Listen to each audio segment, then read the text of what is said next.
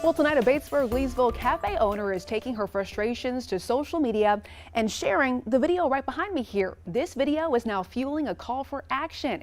News 19's Kiki Gushu sharing the concerns of small business owners who say they're drowning in a problem that no one wants to claim. She says she doesn't like to make waves. But after another round of damaging floods, Hebrews Cafe owner Angie Snow took her concerns to Facebook. Felt like it was the right move. I am not belittling anyone. That is not my job. I am just here to speak out as a voice and to pray that action takes place for our town. Snow owns Hebrews Cafe at the corner of East Railroad Avenue and Bernard Street. Roads split between local and South Carolina Department of Transportation maintenance.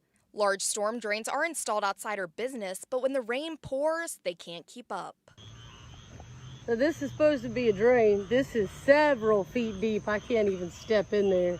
She says it's not just her cafe. Other homes and other businesses are suffering repeated damage, including Ridge Motorsports, owned by Jeff Taylor just off Highway 23, also maintained by SCDOT.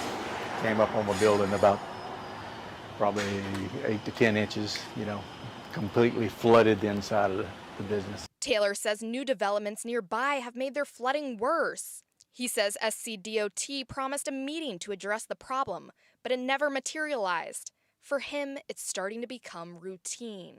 I worry. It's always on your mind that it may flood tonight. For Snow, it's become urgent. It could have been a disaster, and that's another thing I don't want to happen. Do we need to wait until somebody gets killed before we do something? Because that's not the way things should go. Both business owners say they are tired of finger pointing. They say the drains are old, too small, and nobody agrees who's supposed to fix them. Batesburg-Leesville town manager Jay Hendricks says the town was recently awarded a Safe Streets federal grant.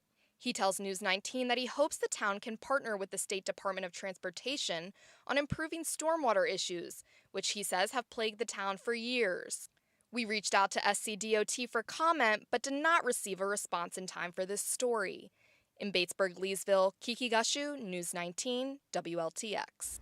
Kiki, thank you. In the meantime, both business owners say they're hoping public attention will finally bring a permanent solution.